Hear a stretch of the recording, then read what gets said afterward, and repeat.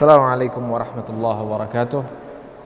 Innal hamdalillah nahmaduhu wa nasta'inuhu wa nastaghfiruh wa na'udzu billahi min shururi anfusina wa sayyiati a'malina. Man yahdihillahu fala mudilla lahu wa man yudlil fala hadiya lahu. Ashhadu an la ilaha illallah wahdahu la syarika lahu wa ashhadu anna Muhammadan 'abduhu wa rasuluh.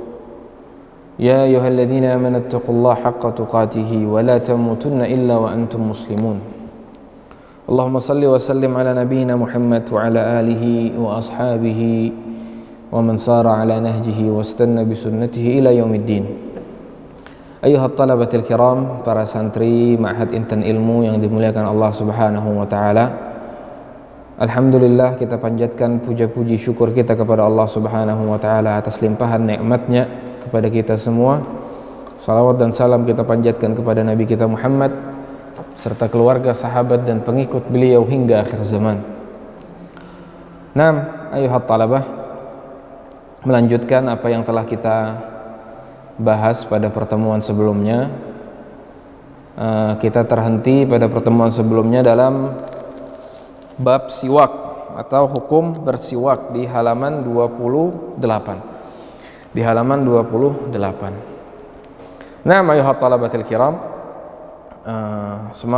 pada pertemuan sebelumnya kita terhenti pada kita telah membaca sedikit bab siwak, dan akan tetapi kita belum sempat menjelaskannya secara keseluruhan.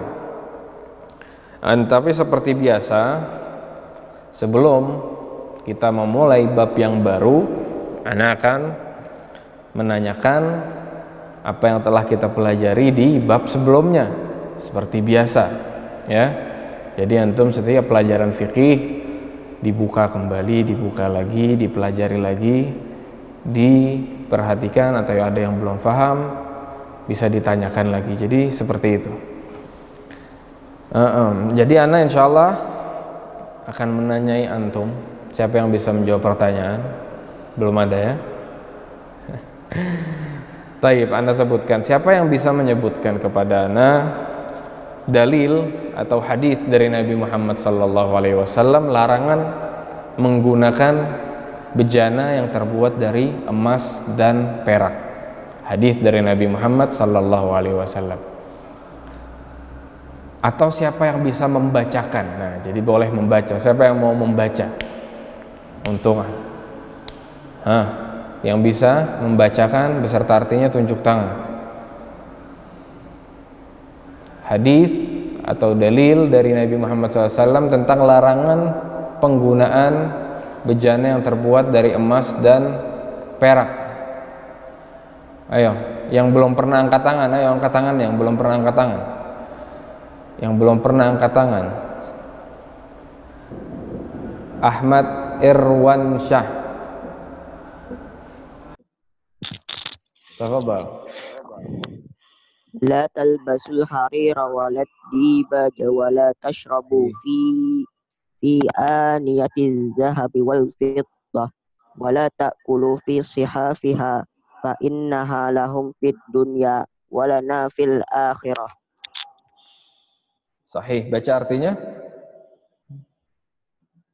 Baca artinya. Janganlah kalian memakai sutra, janganlah kalian minum dari bejana emas dan perak, dan jangan pula makan dengan memakai piringnya. Sungguhnya semua itu adalah untuk mereka orang-orang kafir di dunia dan untuk kita di akhirat. Sahih. Barakallahu fiik. Barakallahu fiik. Ahsant. La tashrabu, qala an-nabiy sallallahu alaihi wasallam. Nabi sallallahu alaihi wasallam bersabda dalam sebuah hadis di halaman 28, ada di kitab di halaman 28 di dalam catatan kaki. La tashrabu fi aniyati dhahabi wal fiddah. Janganlah kalian minum dari bejana emas dan perak. Wala ta'kulu fi sihafiha. Jangan juga kalian memakan dari bejana atau piring emas dan perak. Fa innaha lahum fid dunya wa lana fil akhirah. Karena bagi mereka itu semua adalah bagi mereka orang-orang kafir di dunia dan bagi kita di akhirat.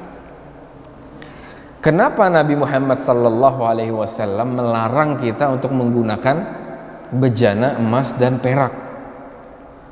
Apa alasannya? Siapa yang bisa jawab? Apa alasan larangan Nabi Muhammad sallallahu alaihi wasallam? Syafiq, tafadhal. Syafiq. Karena itu merupakan kebiasaan orang-orang musyrikin zaman dahulu untuk berbangga-bangga. Sahih, barakallahu fiik. Ahsant. Karena itu semua adalah kebiasaan orang-orang kafir atau orang-orang musyrikin pada zaman Nabi Muhammad sallallahu alaihi wasallam. Dan kita diperintahkan untuk menyelisihi orang kafir. Kita diperintahkan untuk menyelisihi orang kafir. Itu makanya dalam hadis tadi, fa innaha lahum fid dunya, kata Nabi. Dan bagi mereka itu semua, bagi mereka di dunia. Walana fil akhirah. Akan tetapi kita orang-orang beriman nanti kita akan menggunakannya, kita akan memakainya kapan? Di akhirat atau di surga kelak biidznillah taala. Nah, itu adalah bab yang kita pelajari pada pertemuan sebelumnya. Sekarang kita akan masuk pada bab siwak atau hukum bersiwak di halaman 28. Buka semua kitabnya di halaman 28. Hukum bersiwak. Ana bacakan. Wasiwaku mustahabbun fi kulli halin illa ba'da zawali lis-shaim. Sebelumnya ana jelaskan kembali yang dimaksudkan dengan siwak. Apa itu siwak? Apa itu siwak? Siwak artinya adalah membersihkan mulut. Siwak artinya membersihkan mulut. Dan siwak juga diitlakkan kepada alat untuk membersihkan mulut. Nah, siwak artinya membersihkan mulut, dan siwak juga diitlakkan kepada alat untuk membersihkan mulut. Bisa jadi alat tersebut terbuat dari kayu, sebagaimana yang kita dapati kebanyakan orang menggunakan siwak yaitu kayu arak namanya. Sebagaimana yang Anda jelaskan pada pertemuan sebelumnya, itu adalah kayu arak. Banyak dijumpai di masa dahulu di Jazirah Arab, dan juga sekarang juga banyak sudah dijual di mana-mana.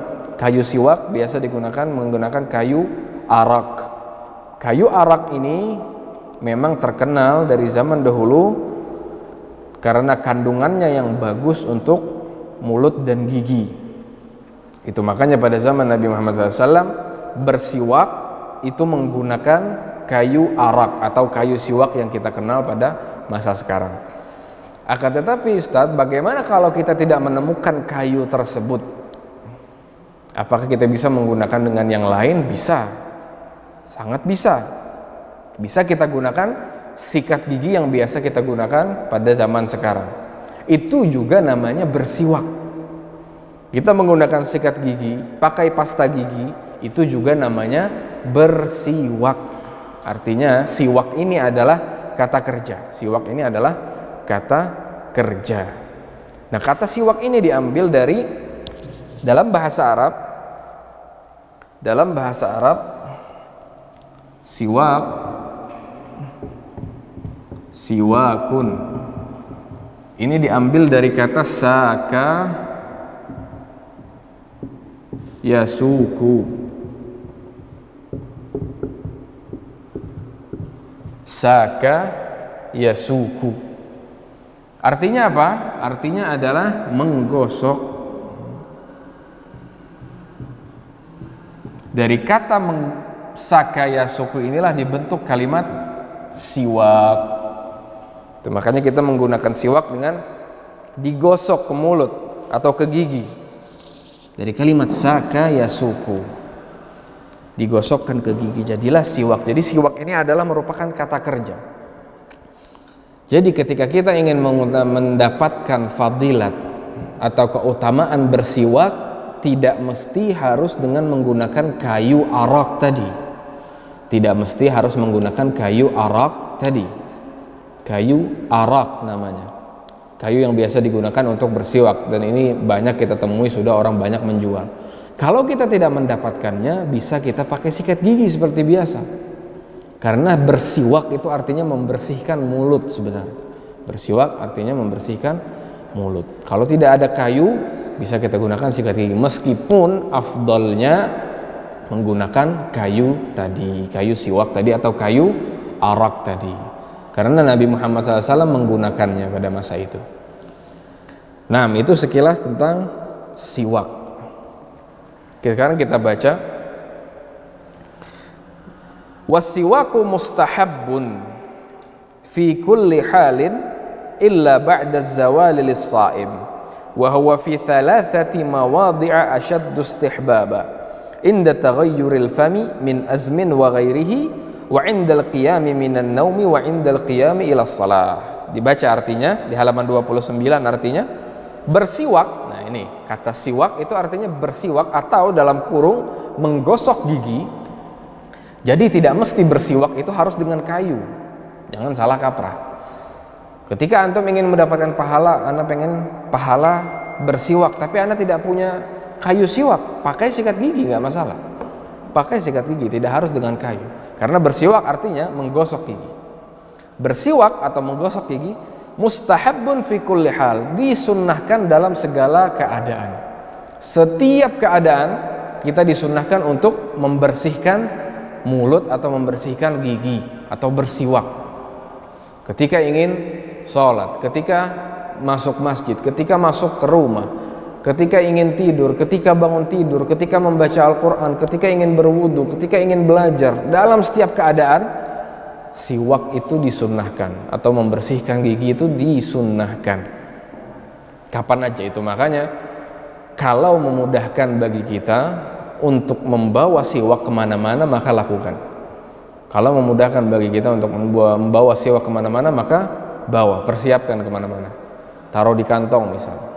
Jadi setiap saat kita bisa menjalankan sunnah Nabi Muhammad SAW. Setiap saat bersiwak, bersiwak, bersiwak, cuci lagi, masukin lagi, cuci lagi, masukin lagi.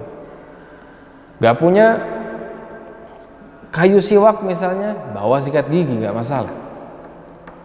Tapi kayu siwak itu sudah banyak dijual di mana-mana. Nah, itu tadi bersiwak atau menggosok gigi itu disunnahkan dalam setiap keadaan, fi kulli hal, fi kulli hal, atau dalam setiap keadaan. Kemudian di buku ini dijelaskan illa ba'da zawali lis-sha'im, kecuali, artinya kecuali setelah tergelincirnya matahari bagi orang yang berpuasa. Kecuali setelah tergelincirnya matahari bagi orang yang berpuasa. Maksudnya apa? Jadi kata penulis di sini, kata muallif, siwak tadinya memang disunnahkan dalam setiap keadaan, dalam setiap saat, setiap waktu itu disunnahkan bersiwak, kecuali pada saat tergelincirnya matahari. Kecuali pada setelah tergelincirnya matahari. Kapan itu? Setelah waktu zuhur. Setelah waktu zuhur. Tergelincirnya matahari atau waktu zawal itu adalah waktu zuhur, pada saat waktu sholat zuhur. Pada saat waktu sholat zuhur dan matahari sudah tergelincir sedikit ke arah barat, nah ini waktu zawal namanya, atau waktu tergelincirnya matahari. Pada saat ini kata muallif bukan waktu yang disunnahkan untuk bersiwak bagi yang berpuasa. Bagi yang berpuasa. Perhatikan ya. Apa alasannya? Apa alasannya? Kata penulis, alasannya adalah karena ada hadis dari Nabi Muhammad SAW yang berbunyi, kata Nabi Muhammad SAW, la khulufu famis sha'im atyabu indallah min rihil misk. Sungguh aroma bau mulut orang yang berpuasa itu lebih disukai oleh Allah daripada bau wangi-wangian atau bau misik. Nah, dengan alasan inilah, karena bau mulut tadi lebih disukai oleh Allah daripada bau wangi-wangian, kata muallif, tidak dianjurkan bersiwak bagi yang berpuasa setelah sholat zuhur. Kenapa? Agar baunya tidak hilang.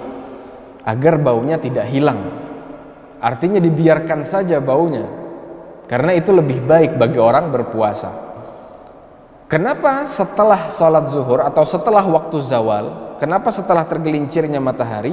Karena umumnya bau mulut itu akan timbul setelah siang hari bagi orang berpuasa, karena dia sudah lama tidak makan, lama tidak minum, akhirnya bau mulutnya berubah, dan itu umumnya katanya pada siang hari. Nah, ini alasannya kenapa muallif di sini atau pengarang di sini menyebutkan bahwasanya tidak dianjurkan bersiwak pada waktu ini bagi yang berpuasa. Bisa difahami ya? Akan tetapi pendapat ini tidak tepat. Pendapat ini kurang tepat. Pendapat ini kurang tepat. Kenapa demikian? Karena dalil yang menunjukkan keutamaan bersiwak itu bersifat umum, artinya kapan saja itu dianjurkan bersiwak. Dan pendalilan seperti tadi itu kurang tepat. Pendalilan mengkhususkan setelah zawal atau setelah tergelincir matahari tidak dianjurkan bersiwak kurang tepat, dikarenakan katanya bau mulut lebih dominan pada waktu tersebut. Ini kurang tepat. Ini kurang tepat. Bahkan kita misalnya pada sekarang nih, kita lagi bagi yang melaksanakan puasa Asyura 10 Muharram, insyaallah antum melaksanakan semuanya ya. Bagaimana bau mulutnya sekarang? Gimana bau mulutnya sekarang? Hah? Jangan ada yang pingsan. Ya, dicium. Bahkan sebelum waktu zuhur pun bau mulut kita sudah berubah. Tidak mesti menunggu tergelincirnya matahari, karena memang tidak ada makan dan minum. Dan itu tidak menjadikan, maksudnya tidak menjadikan bersiwak itu jadi tidak dianjurkan lagi setelah sholat zuhur bagi orang yang berpuasa itu. Makanya pendalilan di sini tidak tepat. Artinya tetap bersiwak itu disunnahkan, dianjurkan setiap saat bagi yang berpuasa maupun tidak, kapanpun waktunya. Kapanpun waktunya, mau setelah sahur, setelah mandi, setelah zuhur, sebelum zuhur, setelah berbuka, sebelum berbuka, dan lain sebagainya. Dianjurkan kapan saja. Ini pendapat yang lebih tepat. Akan tetapi yang kita baca di sini adalah pendapat sebagian ulama madhab Syafi'iyah. Salah satunya adalah Qadhi Abu Syuja' yang penulis kitab ini. Nah, itu tadi faham alasannya ya. Faham alasannya kenapa muallif atau penulis kitab di sini menyatakan bahwasanya siwak disunnahkan pada setiap saat kecuali setelah tergelincirnya matahari bagi yang berpuasa, dikarenakan hadis tadi. Maksudnya baunya sebaiknya jangan dihilangkan, karena itu lebih baik di sisi Allah daripada bau wewangian. Tetapi tadi sebagaimana Anda katakan, yang lebih tepat bersiwak dianjurkan pada setiap saat, berpuasa ataupun tidak, kapanpun waktunya. Wallahu a'lam. Kita lanjutkan. Bersiwak sangat disunnahkan. Nah, ini wa huwa fi thalathati mawadhi'a ashaddu istihbaba. Bersiwak sangat disunnahkan sekali dalam 3 hal, yaitu, nah ini tadi. Kalau tadi yang pertama disebutkan, bersiwak itu disunnahkan pada setiap saat, setiap keadaan, setiap waktu, dimanapun, kapanpun disunnahkan. Kemudian di sini muallif menjelaskan, wahiyya fi thalathati mawadhi' ashaddu istihbaban. Akan tetapi bersiwak itu lebih disunnahkan lagi, lebih ditekankan lagi anjurannya dalam 3 keadaan ini, dalam 3 hal ini. Kalau yang tadinya asalnya bersiwak memang disunnahkan, dalam 3 hal ini lebih lagi disunnahkannya, lebih lagi ditekankan anjurannya. Maksudnya ini adalah kalau misalnya tadi hukumnya sunnah, dalam 3 hal ini hukumnya bisa menjadi sunnah muakkadah atau sunnah yang ditekankan. Nah, apa saja 3 hal ini? Yang pertama, ketika bau mulut berubah. Ketika bau mulut berubah karena sudah terlalu lama tidak makan maupun minum dan selainnya. Ketika bau mulut kita berubah, misalnya antum sudah lama berdiam tidak berbicara, sudah lama tidak makan dan minum, seperti mana kita sekarang lagi berpuasa, otomatis bau mulut berubah. Pada saat itu Kita disunnahkan, dianjurkan, ditekankan sekali untuk bersiwak. Untuk bersiwak. Ini adalah keadaan yang pertama. Bisa dipahami ya? Bisa dipahami? Yang kedua, ketika bangun tidur. Yang kedua adalah ketika bangun tidur. Ketika bangun tidur, ini juga sangat dianjurkan untuk bersiwak atau membersihkan gigi atau mulut. Ketika antum bangun tidur misalnya, jangan langsung antum berwudu terus ke masjid, terus langsung sholat subuh di masjid. Ini bisa jadi antum menzolimi orang lain. Kenapa demikian? Bau mulut masih ada. Artinya dibersihkan dulu, disikat dulu, misalnya kalau tidak ada siwak disikat terlebih dahulu, karena ini adalah sunnah Nabi Muhammad SAW. Pada saat keadaan seperti ini, siwaknya sangat ditekankan, membersihkan gigi sangat ditekankan. Nabi Muhammad SAW dalam sebuah hadis yang diceritakan oleh Aisyah radhiyallahu anha, kana Nabi SAW fi ma ma'na idza istayqadha min naumihi yashusu fahu bisiwak. Adalah Nabi Muhammad SAW apabila beliau terbangun, setelah bangun dari tidurnya, beliau menggosokkan giginya, menggosok giginya, beliau bersiwak. Beliau bersiwak. Artinya ketika keadaan setelah bangun tidur ini, bersiwak itu sangat ditekankan sekali, sangat disunahkan, dianjurkan. Karena kita bisa mengganggu orang lain. Karena ketika kita tidur, mulut kita berdiam dengan lama. Lama tidak berbicara, lama tidak makan, lama tidak minum.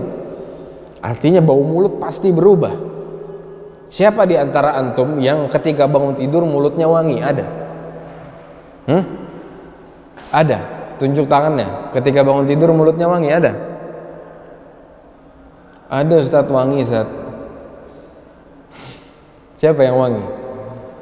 Gak ada. Itu semua karena tidak ada makanan yang masuk, tidak ada minuman yang masuk, tidak ada pergerakan, tidak ada berbicara. Otomatis mulut akan menjadi bau yang kurang enak. Itu makanya dianjurkan sekali ketika ini untuk bersiwak. Ini adalah keadaan yang kedua. Keadaan yang ketiga yang dimana siwak sangat ditekankan anjurannya adalah ketika akan mengerjakan salat, wa indal qiyami ila shalah, wa indal qiyami ila shalah. Bahkan sabda Nabi Muhammad SAW yang menjelaskan tentang hal ini, kata Nabi Muhammad SAW, laula an asyqa ala ummati la amartuhum bisiwaki inda kulli salah. Kalau saja aku tidak menyusahkan umatku, kalau saja aku tidak merepotkan umatku, niscaya akan aku perintahkan mereka untuk bersiwak sebelum memulai salat.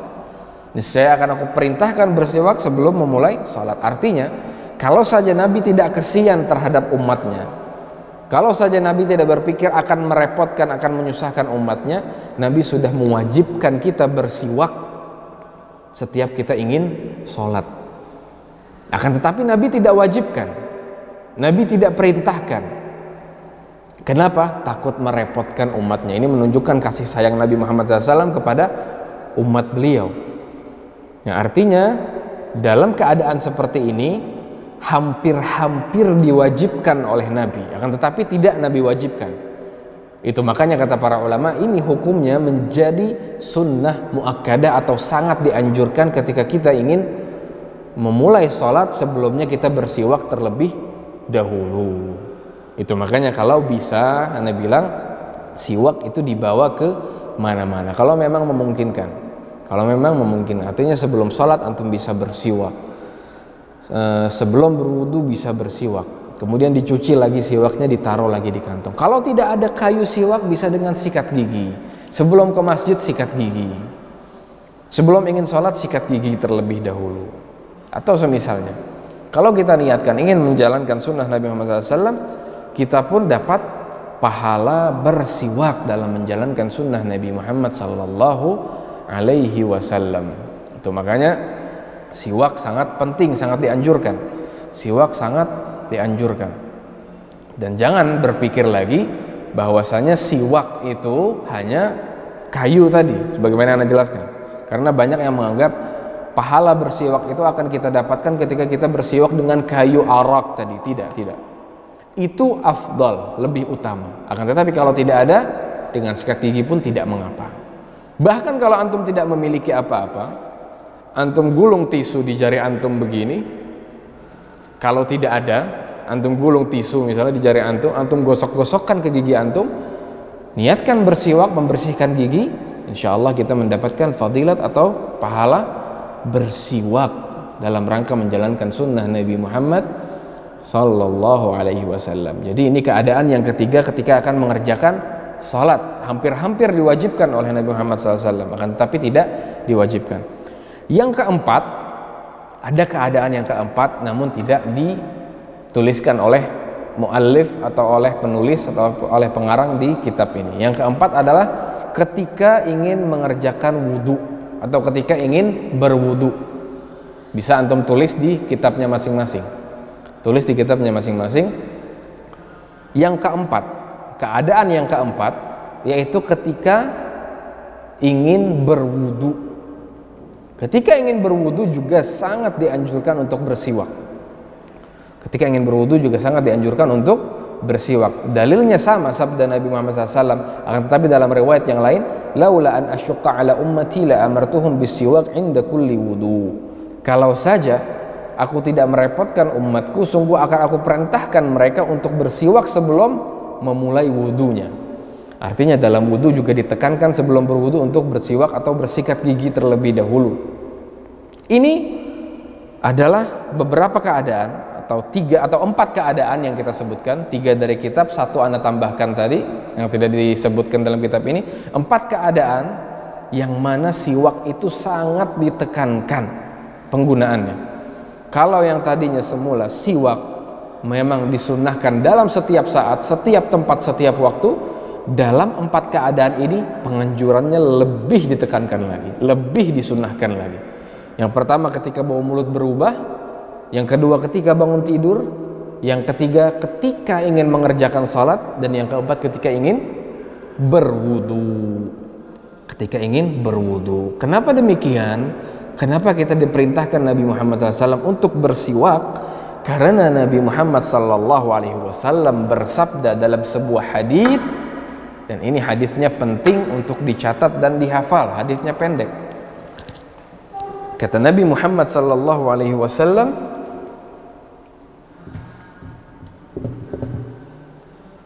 qala an-nabiyyu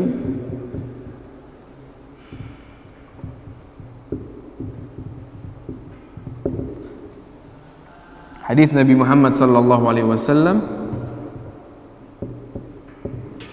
as-siwaku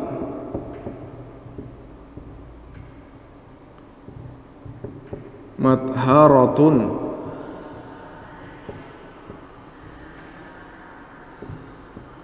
lil fami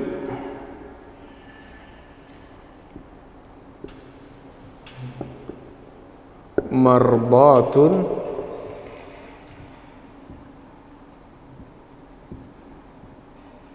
lirrabbi. Berkata Nabi Muhammad sallallahu alaihi wasallam, as-siwaku matharatun lil fami mardatun lirrabbi, yang artinya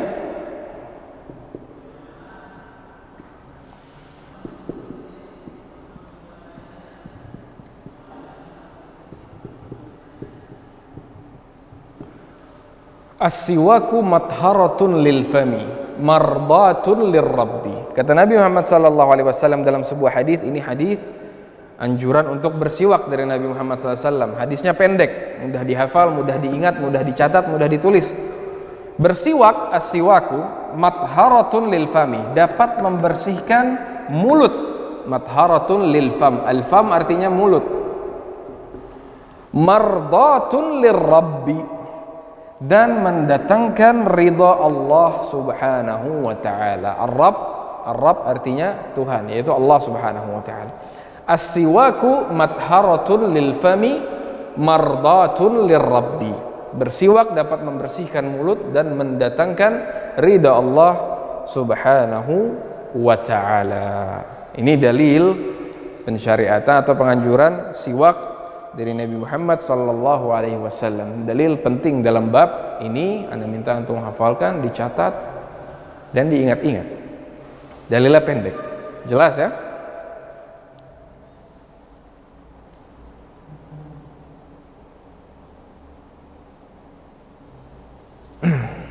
Pertanyaannya nanti ya. Kalau sudah ditulis, sudah dicatat, Anda berikan antum waktu 5 menit. Anda berikan antum waktu 5 menit untuk mengulang-ulang pelajaran atau membaca-baca sedikit dari muqaddimah fiqih yang kita bahas pada pertemuan sebelumnya, pendahuluan dalam fiqih, pengertian hukum, cara atau tujuan mempelajari ilmu fiqih. Kemudian juga silahkan diulang-ulang bab air, 7 macam air yang digunakan untuk bersuci, kemudian ada 4 macam kedudukan air dan lain sebagainya. Itu dalam bab situ insya Allah nanti akan keluar pertanyaan yang akan Ana tuliskan sesaat lagi setelah ini, setelah antum mencatat.